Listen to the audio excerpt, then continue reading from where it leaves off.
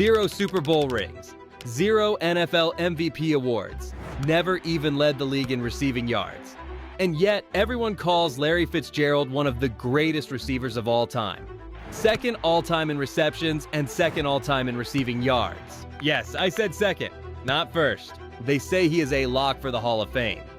But when you actually look at his career, when you strip away the feel-good stories and the highlight reels, you start to wonder, is Larry Fitzgerald the most overrated player in NFL history? Let's find out.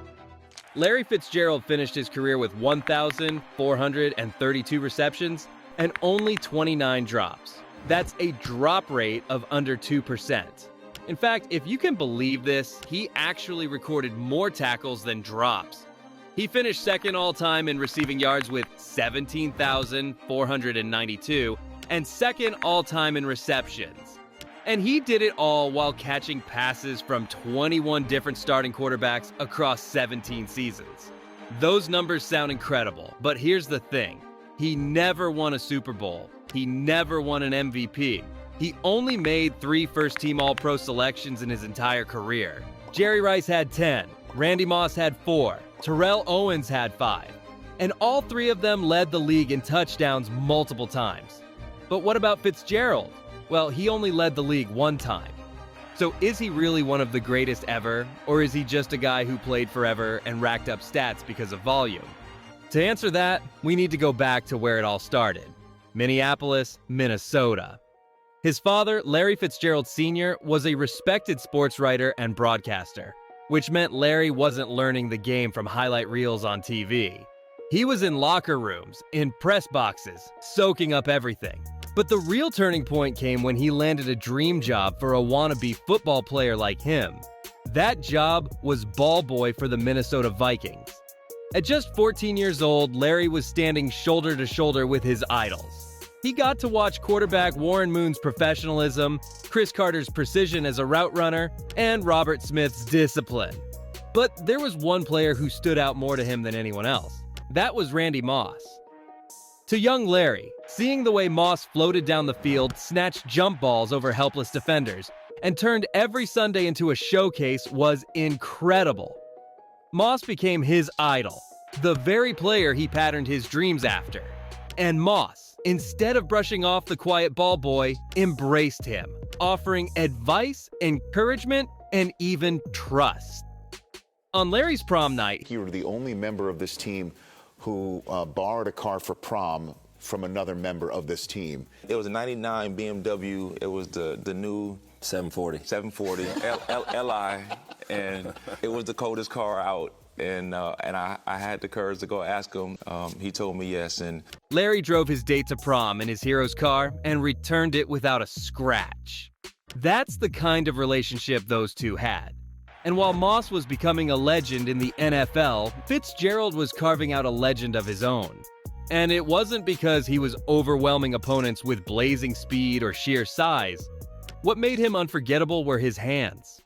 As a kid, Larry's grandfather, an optometrist, put him through eye training drills, catching tennis balls with one eye covered, merging 2 pennies into one through focus, even tossing footballs in a pitch-black room and catching them by feel.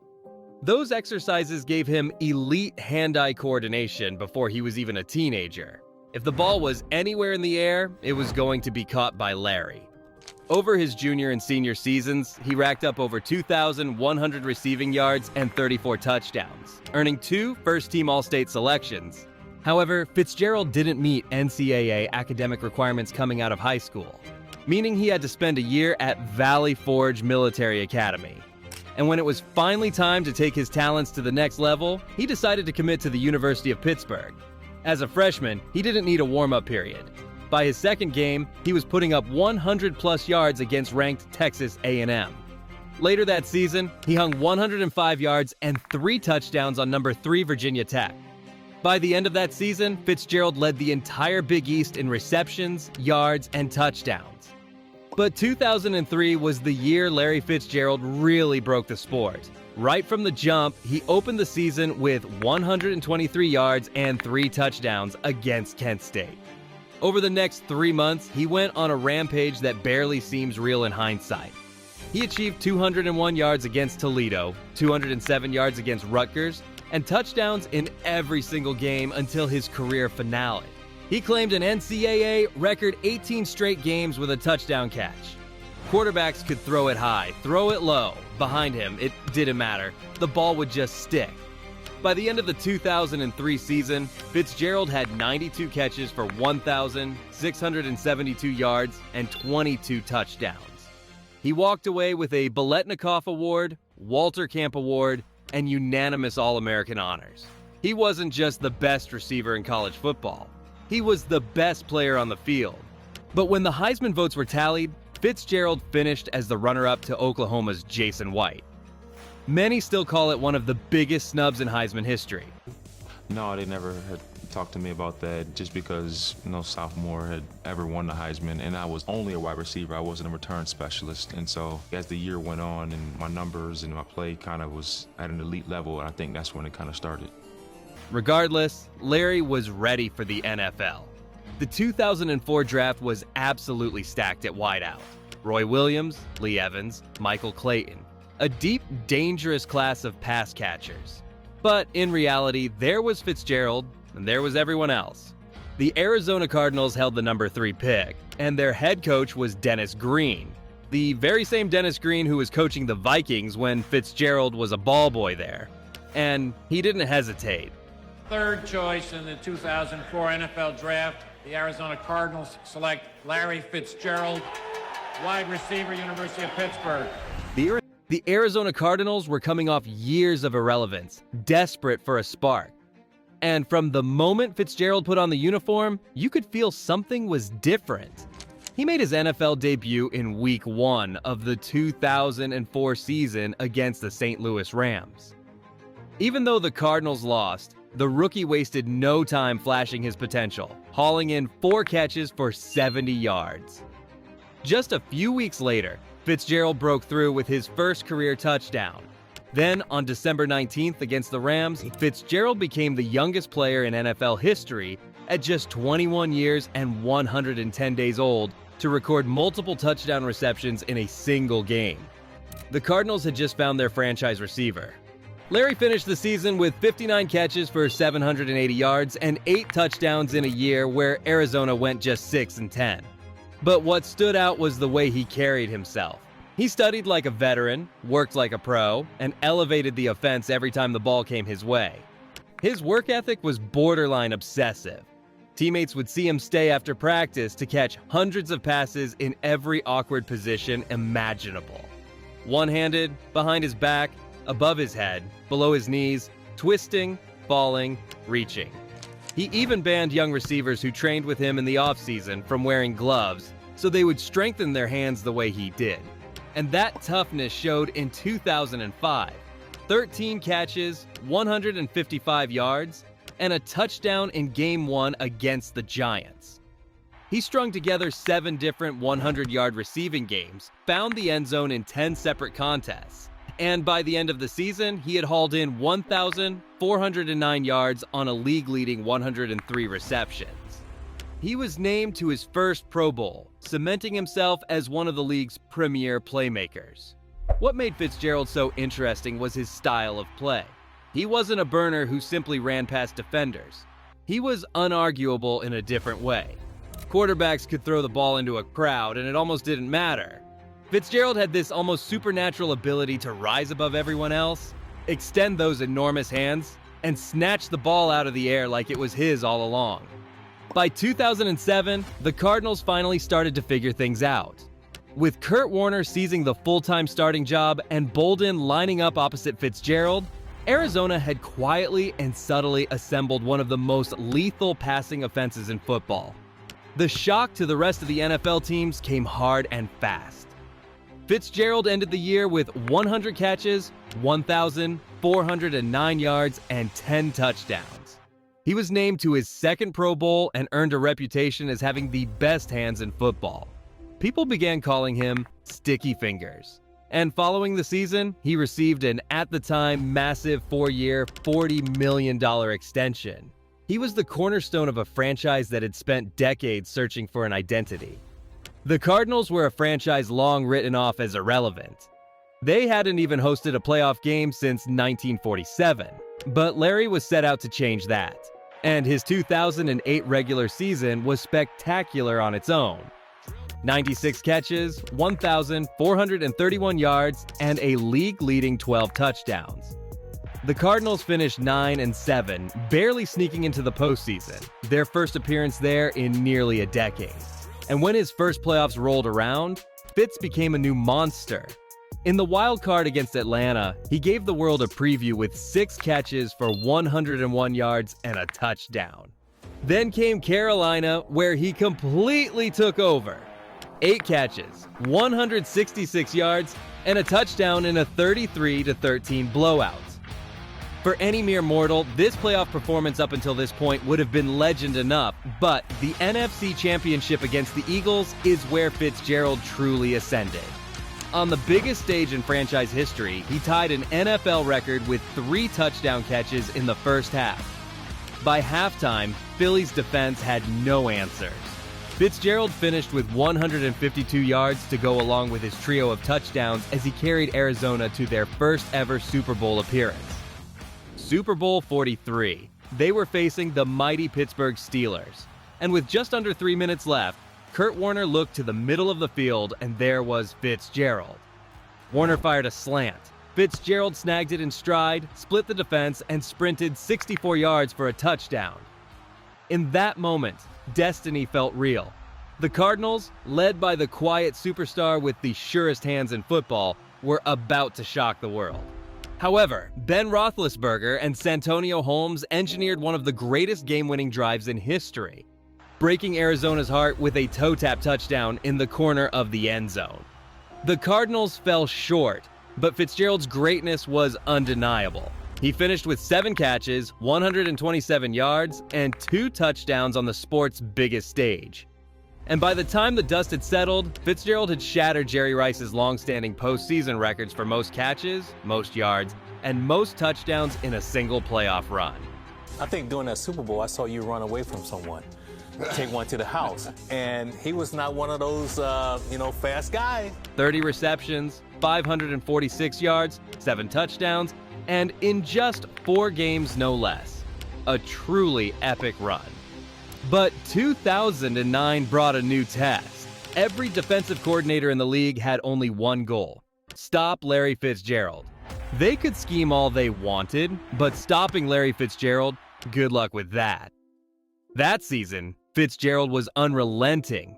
He hauled in 97 catches for 1,092 yards and led the entire NFL with 13 touchdowns. And when the postseason rolled around, he reminded everyone that January belonged to him. In the wild-card round against the Packers, Fitzgerald scored 2 third-quarter touchdowns in a 51-45 overtime classic. But in 2010, everything changed. Kurt Warner, the Hall of Fame quarterback who had elevated Arizona into a contender, retired. Suddenly, Fitzgerald went from catching dimes from a legend to scraping by with Derek Anderson, Max Hall, and rookie John Skelton. For most receivers, that kind of quarterback carousel would have been a death sentence. But Fitzgerald was built differently. Even in total chaos, he still posted 90 receptions, 1,137 yards, and 6 touchdowns. Following that, Fitzgerald signed an 8-year, $120 million contract, one of the richest in NFL history for a non-quarterback at the time. And he lived up to every penny. He put up 80 receptions, 1,411 yards, and 8 touchdowns, slicing through defenses with circus grabs that made even bad passes look brilliant. He averaged a career-best 17.6 yards per catch, routinely taking over games even when defenses knew exactly where the ball was going. But the next season tested his patience like never before. The 2012 Cardinals cycled through 4 different quarterbacks. The offense was lifeless, finishing near dead last in every category. Yet Fitzgerald still managed 71 catches, 798 yards, and 4 touchdowns. Those are numbers that don't jump off the page. But when you consider the circumstances, they might have been his most impressive. He was double-teamed on nearly every snap, often catching balls that barely got to him. Then, in 2015, Larry was moved from being an outside receiver to being in the slot more. There, he became a possession monster. They're just getting in the huddle going, let's throw it to Larry on 2. Set. Fitzgerald jump ball. I'm wondering how he caught the ball. Unbelievable. Posting a career-high 109 receptions, 1,215 yards, and 9 touchdowns. He hit milestone after milestone, becoming the youngest player in NFL history to record 1,000 career catches. The Cardinals finished with a 13-3 record and an NFC West title. And when the playoffs rolled around, you already know who showed up. Aaron Rodgers made a Hail Mary that sent the game into overtime. The Cardinals found themselves with the ball and the chance to end the game. Carson Palmer rolled right and found Fitzgerald on a short dump-off. What happened next was pure legend. Fitzgerald zigzagged across the field, breaking tackles, stiff-arming defenders, and sprinting 75 yards into Packers territory as the stadium shook. 2 plays later, he caught the game-winning touchdown. By 2016, it was clear Larry Fitzgerald was already an all-time great. Nearly every receiver taken in that 2004 draft class had long since faded into retirement. But Fitzgerald, he was still the heartbeat of the Arizona Cardinals. At 33 years old, he was still leading the entire NFL in receptions with 107 catches, becoming the oldest player in league history to ever do it. He was too smart, too disciplined, and too polished for age to slow him down. That season also saw him reach a milestone only 12 players had ever touched before: 100 career touchdowns. And 2017 only added to the legend. With Steve Smith and Bolden hanging it up, Fitzgerald became the elder statesman of NFL receivers. Yet you'd never know it by watching him. On a Monday night stage against Dallas, he put up 13 catches for 149 yards and a score, tying his career high in receptions. By 2018, the Cardinals were collapsing around him. Injuries, a rookie quarterback in Josh Rosen, and a 3-13 season meant dark times in the desert. But through it all, Fitz remained the Rock. And while he really had no reason to be, he remained loyal.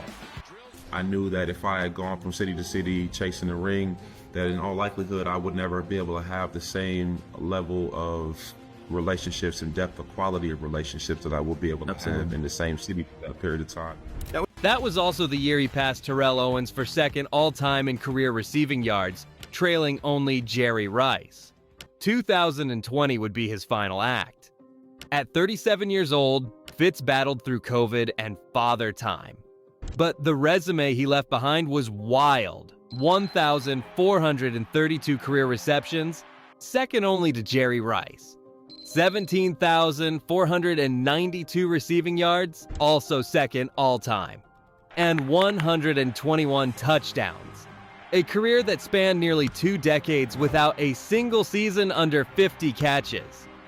But here's the stat that feels more myth than reality. Out of those 1,432 receptions, Fitzgerald was officially credited with just 29 drops. That means he had more career tackles at 41 than he did drops. No receiver in history matched that level of trust. And his Cardinals records are nearly untouchable. Most receptions, most receiving yards, most touchdowns, most playoff catches, and most 100-yard games. Larry Fitzgerald simply was the Arizona Cardinals. So where does Larry Fitzgerald rank among the all-time greats? And what's the answer to the question, is he overrated? Here's the truth. He may not have the 3 rings of Jerry Rice, the highlight reel swagger of Randy Moss, or the wild energy of Terrell Owens. But here's the difference. Larry did all of this while catching passes from 21 different quarterbacks. And yet he still climbed to second all-time in receptions and receiving yards. Jerry Rice had Hall of Famers Joe Montana and Steve Young. Randy Moss had Dante Culpepper, Tom Brady, and Randy Cunningham. Terrell Owens had Steve Young, Donovan McNabb, and Tony Romo. Larry Fitzgerald had Kurt Warner for 5 years, and then he had chaos. So is Larry Fitzgerald overrated? No. Abso-fucking-lutely not. He might be the most underrated receiver in NFL history, actually. Because imagine what he could have done with an elite quarterback for his entire career. Imagine if he had Tom Brady throwing him the ball for 15 years. The stats would be untouchable, the rings would be there. But instead, he stayed loyal to a franchise that couldn't give him the support he deserved. And despite that, he still became second all-time in receptions and receiving yards. When it comes to who has the best hands in NFL history, there is no debate. It's Larry Legend. Fitzgerald makes the catch. That is his strength. Dives towards the pylon. Fitz is 40. Goodbye! Larry Fitzgerald, touchdown! Hey, if you like this video, check this one out next. I think you're gonna like it.